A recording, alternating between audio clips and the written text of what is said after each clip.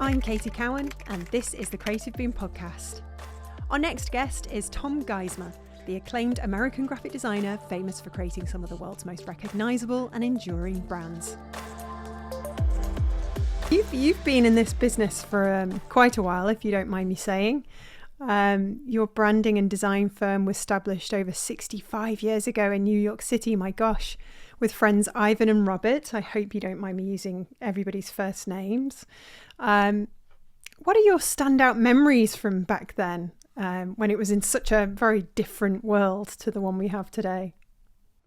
As you say, it was a very different world, a very small world, actually, in the graphic design world.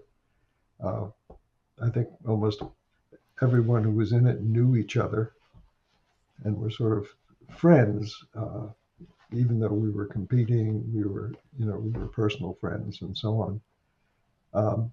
So it was a very, very different time. Of course, very hands-on in terms of the work and so on.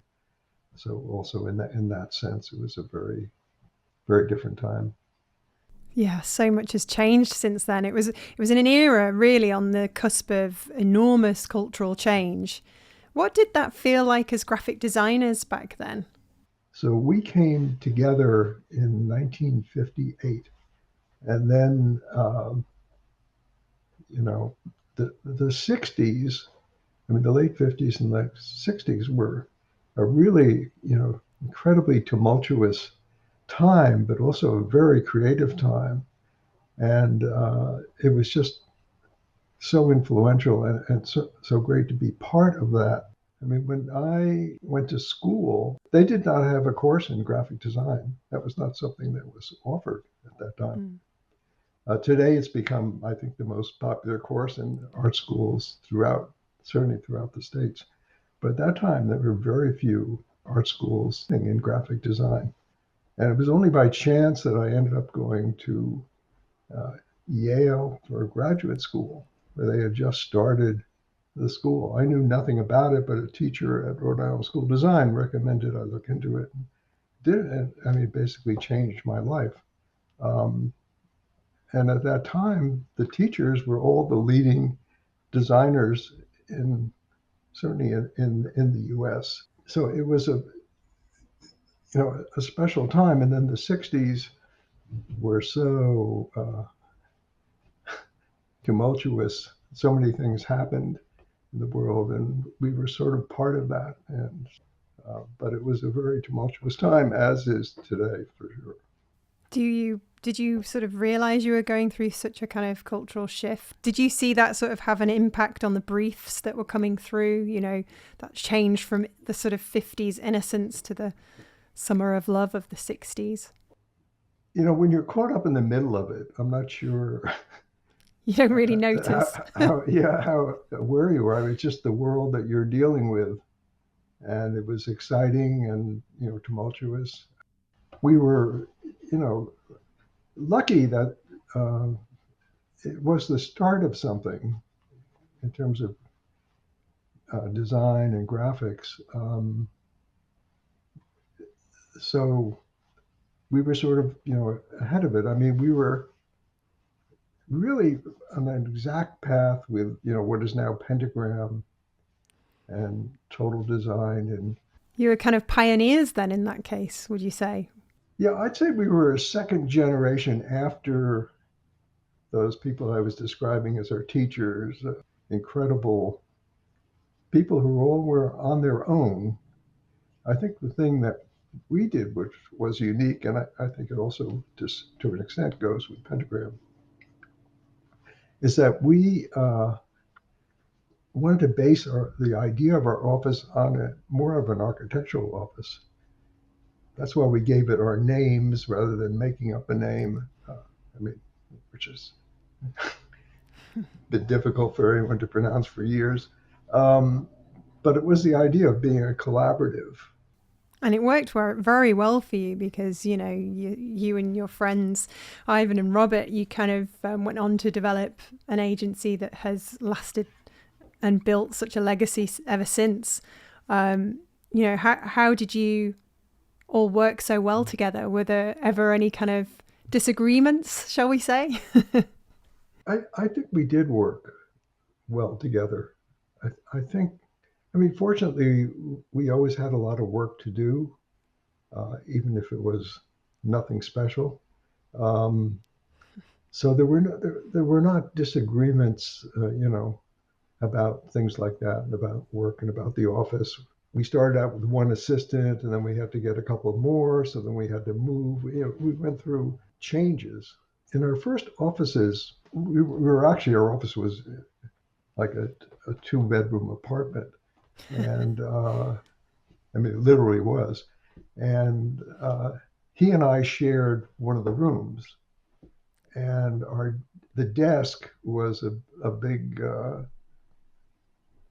hollow core door, 7 foot or 8 foot door up on uh, just some makeshift legs.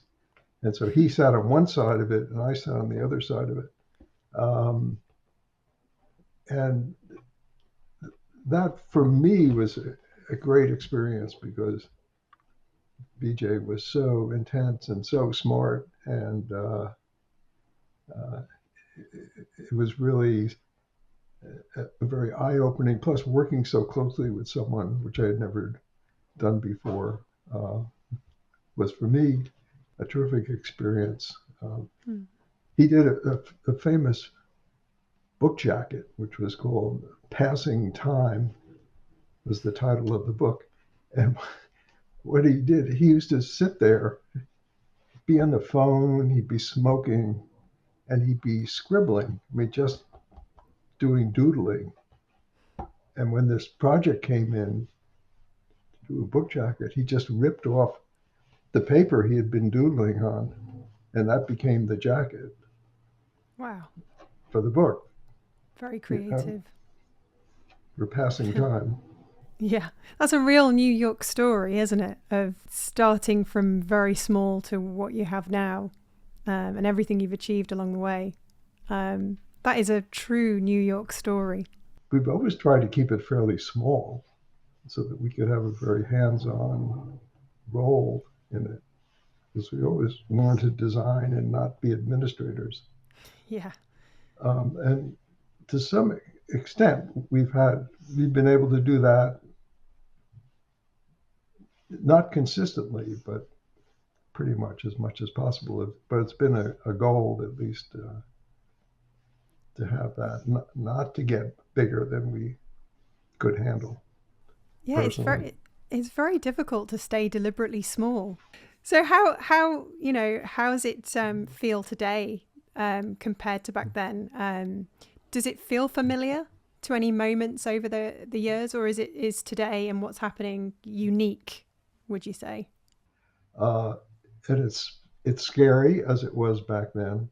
The difference, of course, is today everything is so much faster, and we know everything that's happening everywhere immediately, and which has good and certainly bad consequences. Definitely. Does it impact your mental health, Tom? Is mental health something that's completely new to you, compared to sort of, your younger years when you were working in that office with your friend, working from a door? Still working full time, I find I can concentrate on what I'm doing and what our issues are, our local issues, and avoid things we have no control over. So being busy has really made it possible to live a reasonable life. Plus, this place that we moved to, for temporarily at least, is quite lovely, and go out and take a walk, and the ocean is 10-minute walk away, and beautiful beach and whatever. So Sounds lovely. It's a much calmer than the city. I'm smiling because I hope you don't mind me saying, but you are in your 90s now. Is that right? Yeah, 91. Oh, good grief. You don't look it, Tom. I think part of your secret is that you've carried on working and keeping yourself active, but It just makes me laugh because there's so many people here in the UK leaving cities to go to the countryside, and they're just in their sort of third decade of life, whereas you've just only escaped the hustle and bustle. Um, would you, in that case, say you're a city boy? Well, I didn't grow up in the city, and Mm.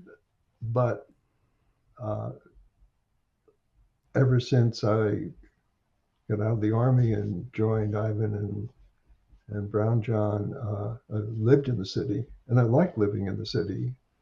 And uh, I'm married, and we had three children, and they all grew up in the city. Of course, none of them now live in the city. Um, and no, I like the city very much, and we live right a block away from the Metropolitan Museum of Art, and I love going there. And it's all the cultural things in the city are great, as long as you can make use of it. And I've always thought it'd be a great place to retire to. No, for us, it's worked well, but this has also worked well in these past few years, given the circumstances. You got the best of both worlds. And I'm sure you'll probably be back in the city very soon. This weekend, Brilliant. So we'll talk about your work now, Tom. I mean, obviously you've designed hundreds of logos, and this is probably a question you get asked many times, but are there any that stand out to you that are particular favorites, or is that just impossible to answer? the ones people always name and talk about are ones that have become famous or they've done well. It doesn't mean they were necessarily the best designs or whatever, but it's just life Hmm. that way. And when you ask people, for example, what they think is a really good logo, they'll always talk about entities that they respect. The Apple is good, and Nike is good, and whatever. Um, they'll never say Enron, for example. Enron had a great logo that Paul Rand did for them, but the company is a disaster. And so people will never say that was a good logo. I mean, so it's very hard to separate them. But in the same way, personally, it is. So for me, the one that had the most meaning was what we did for Mobil Oil. But that's because um, I spent, I think it was 35 years as their official design consultants and were very much an integral part of everything they did in terms of design and art. Ivan did many uh, posters and things for the cultural events that they were uh, sponsoring, which they did for many, many years. Uh, we were in charge of their buying and placing art in all their offices around the world. Wow. Uh, and that ended up being thousands of things, really, over the years. And I was in charge of all the design for the service stations and packaging and whatever. And it was a very close relationship. We made a lot of friends there. Uh, Again, it was a very different time. Uh, all the people we dealt with over the years, and there were, I don't know, probably hundreds, every one of them had spent their entire career there. Uh, Good grief.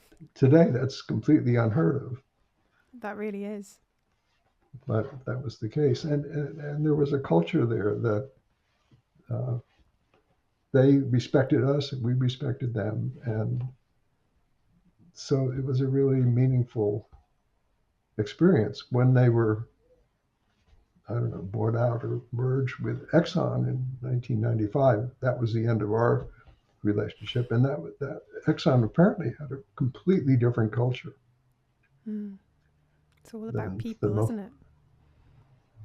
well, it's people, and there are different cultures, and they're usually determined from the top Yeah. down.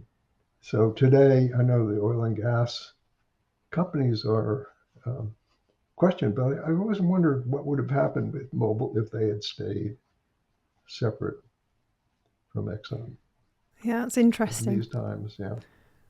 One of those questions that haunts you. So Yeah. are there any kind of you regret? Or is that too dangerous a question for you, Tom? At the time, there was a whole cultural exchange program between the United States and the Soviet Union. Right. And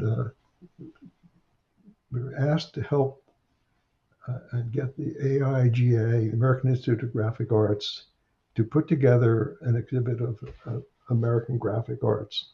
It turned out to be the most popular exhibit that the U.S. ever did. And it was interesting. I mean, it was so popular because all we did was show, for example, 100 book covers, a lot of record album covers. We showed packaging. I mean, very, very mundane in a sense things, but people in the Soviet Union had never seen these things. And we have photos of people waiting in line for hours in the snow Oh, to see this exhibit. But it also got us interested in the idea of exhibition design and using graphics and communication in exhibition format. So we ended up um, being the exhibit designers for the United States Government Pavilion at the World's Fair in Montreal, 1967, and then in Osaka, Japan in 1970, which were great experiences. I mean, they were, to me, were really exciting. But to do those, you needed a fairly large staff.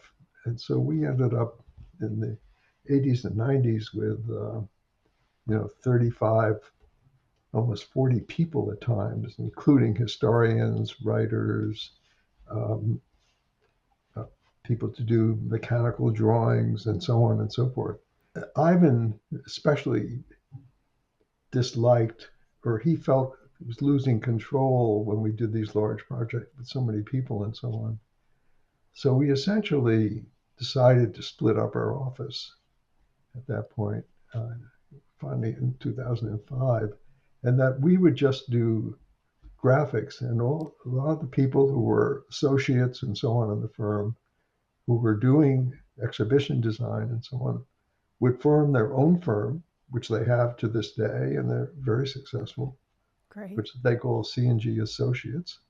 Um, and that we would just stick to something that we could have a very small office, and that we could easily control. So my regret is not having those projects, which I found extremely interesting. Um, the exhibition things and the research and so on that went into it. That's really interesting to hear you sort of talk through the kind of learning that went through that era. And yeah, it's sad that we have to sometimes let these things go to open up other doors elsewhere. So how do you think, Tom, logo design has changed in, say, oh gosh, even just the past decade? Because today it relates to, say, design systems, much larger design systems that companies are now embracing. Is it that it's more than just a single great logo these days? The big thing now is it has to work as an app. It has to work at tiny sizes on your phone and whatever. But well, we never knew what an app was or what an iPhone was or anything.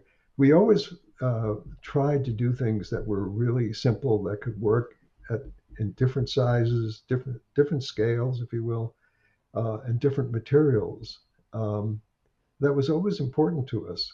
And so something like the Chase Bank logo, works perfectly in this medium. For us, it really hasn't changed that much. And we often will show a whole page, let's say for a new client, a page of, maybe 2 dozen logos that we've done. And then we'll put the dates that they were done. And the dates could be last week or 50 years ago. Good grief. And, they're obviously different one from the other, but not in terms of how they work. What you have to design for is very different, but not the idea of design systems. That I think is always, not always, but certainly since the 60s and so on, has been part of that, um, very much a part of it. It's just the particular issues are different today. Definitely. And have evolved. Yeah. Speaking of technology, it's obviously changed quite a bit throughout your profession. Do you embrace it, or do you pine for what was perhaps before? I think the most important part of the technology is a pencil and paper, and that hasn't changed. Today, it's so much easier to show. I mean, one thing we do when we're designing logos and things is we try to show not just the logo. We never just want to show the logo, but to show how it works. And we do a lot of testing of that ourselves to see how it works in various applications, and often throw it out because it's not working. It's really the only test. So it used to be quite difficult to do those things. If we're showing a letterhead, we'd have to actually make kind of a letterhead, paste it up, or anything more complicated was even more so. Or if you're going to show how it would work on a glass door or something, you'd have to get a piece of glass and get someone to etch it and so on. Today, it's, we can do all of it in Photoshop and whatever. So we're able to show many more examples of how something might work and to show it more effectively.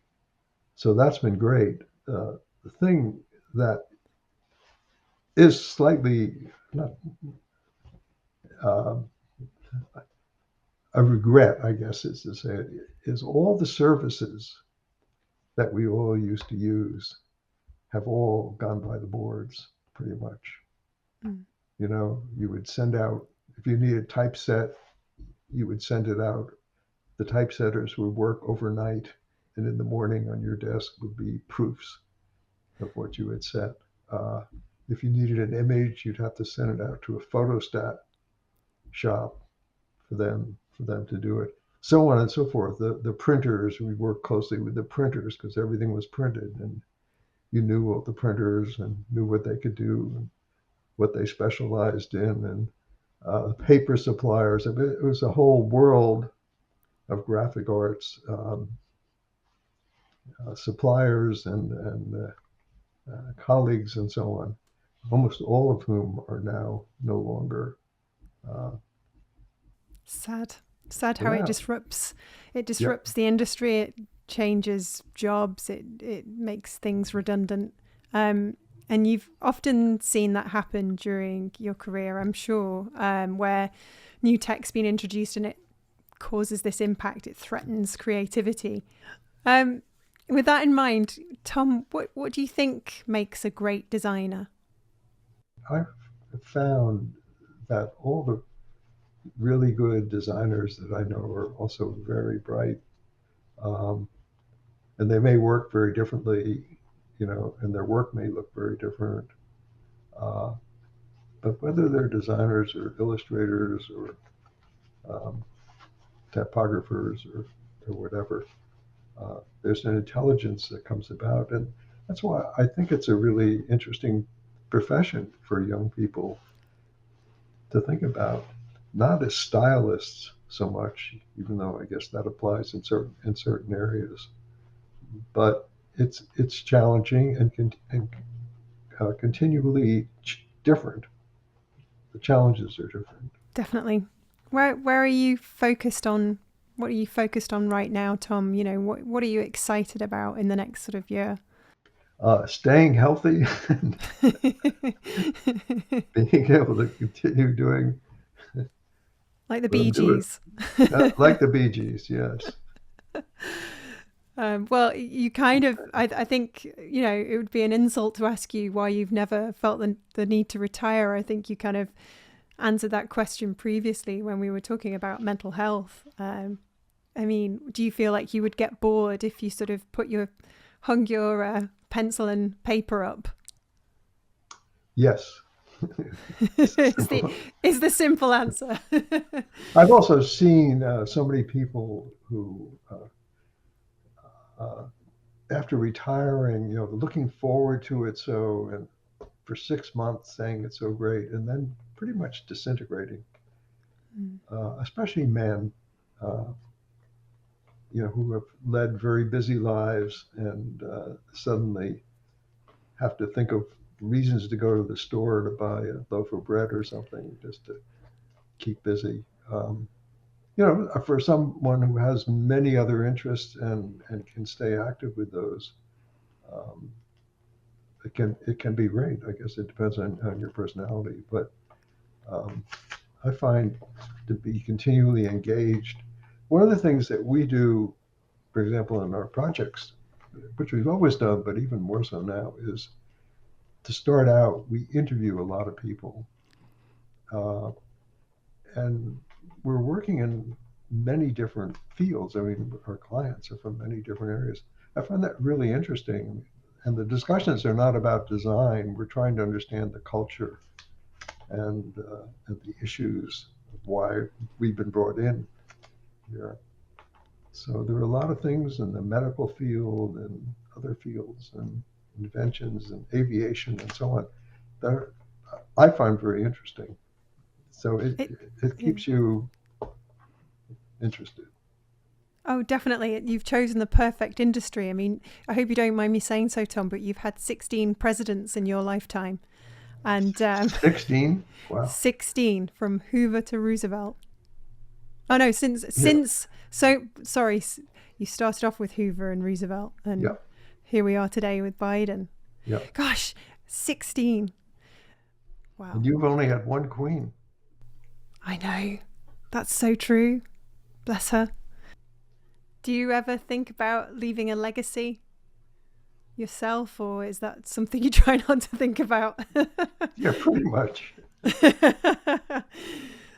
Oh, well, I think this has been lovely, Tom, and I just want to thank you for chatting through some of your career highlights today and where your head's at. Before we go, do you have any advice that you want to share with younger designers who maybe want to stand out in what has become a very crowded sector? Well, it has become extremely crowded, but it's also, enlarged. I mean, the scope of it has enlarged. So I would think that the same qualities and abilities and everything will allow you to stand out if you really, really enjoy it and you really work hard at it. I just think now there are so many more avenues and opportunities that go for it. Brilliant. Well, thank you so much, Tom. Thanks, Katie. Nice talking to you. To discover more about Tom Geismar, you can find everything you need via our show notes at creativeboom.com/podcast. That's where you can also hit subscribe and see our entire archive of episodes so far.